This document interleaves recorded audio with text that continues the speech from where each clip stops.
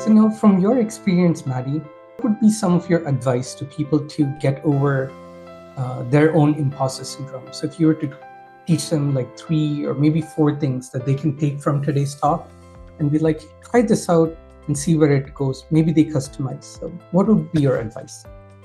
This with the caveat that I still don't think I've completely solved it, but I'll say what has helped me at least alleviate it in the past. I think the first and foremost thing is just recognizing that other people also experience the same thing. Because I remember when I first experienced imposter syndrome, I thought I was like all alone.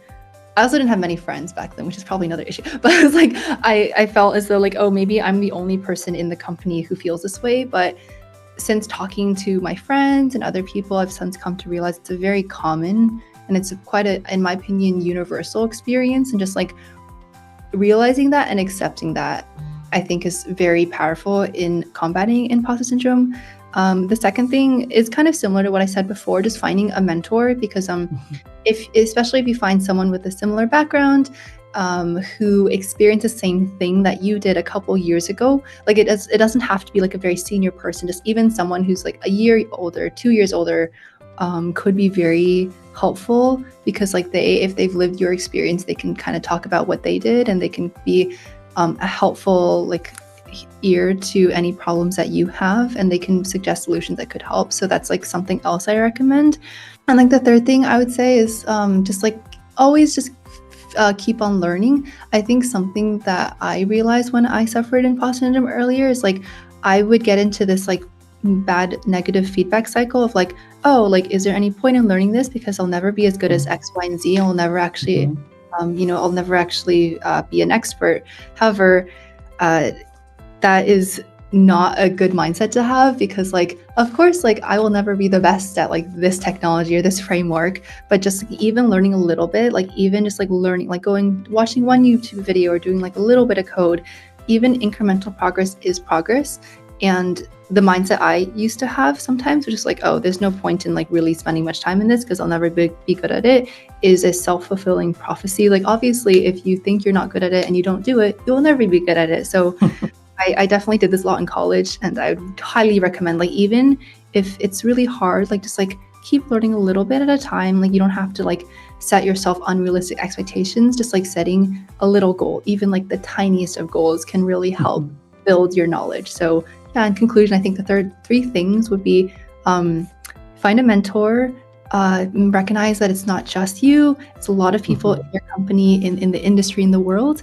And third, don't be intimidated by complicated technologies or stacks. Like definitely break it down, and you can learn it little by little.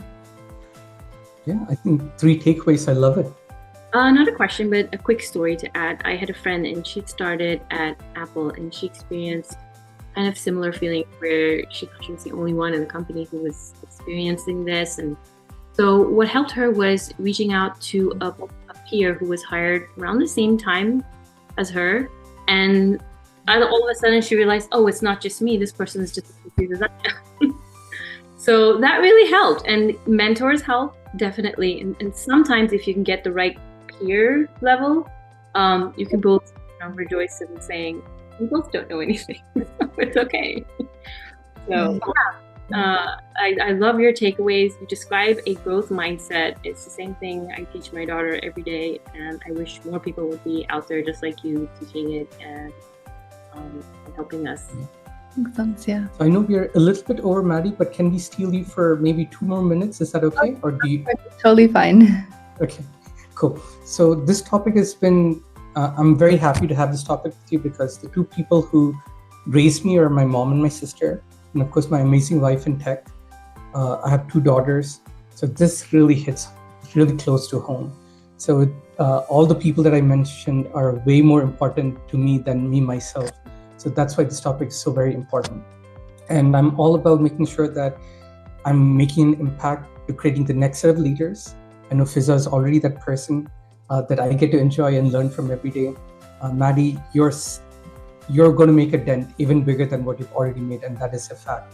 So with that leadership mindset in mind, I have a few questions, a rapid fire, and this is from the show Ted Lasso. Have you seen Ted Lasso? I haven't, sorry. Okay. But I think the rapid fire that I'm going to share with you, the phrases would make sense, but I want to get your interpretation, like a single word or your response. Okay. Is that okay? You excited? Yes, I am. Rapid fire? Okay. So I'm going to, the first one is be sincere. Okay. I think just gratefulness. Okay. Stay teachable. Like forever curious. Does that count? Yeah, that counts. Anything counts. It's your interpretation. Okay. See good in others. Altruism. Okay. Happiness is a choice. I guess glass always like half full. Okay. Winning is an attitude. First thing is like it's competition is not always bad. It's you can like have fun competing actually. Yeah. Awesome. Have confidence in yourself. Confidence is key. Confidence is key. I love it. Optimism in oneself. Oh yeah. Said optimism. No, go ahead. Now I want to hear what you just said. Oh, I said optimism is optimism in oneself, but I think you just said optimism for the next phrase. Optimist takes more chances. Oh, okay. Don't be afraid to take risks and Looks like you already know what's going to come next. Oh no. Everyone differs from everyone else. Differs? Yeah, everyone's different from everyone else. Oh yeah. Everyone is unique in a good way. Yeah, in a good way indeed. Courage is the willingness to attempt. YOLO. YOLO, love it. Okay. In a good way, not in the meme way. Okay. That's the only way I know, the good way. So I can get educated later on what is the other way, just for knowledge. All right. Vulnerability is a strength, not a weakness. Learn from others, I guess. Like, yeah. Mm-hmm. Doing the right thing is never the wrong thing. Being a nice person is good. Okay. So I'm going to go to number 13 and then come back to 12. So number 13 needs some context.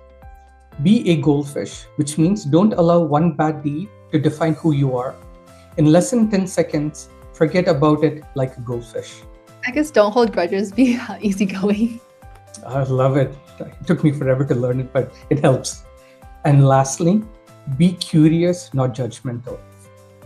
Yeah, I think I said curiosity. I guess curiosity is key. Is that something I've already said?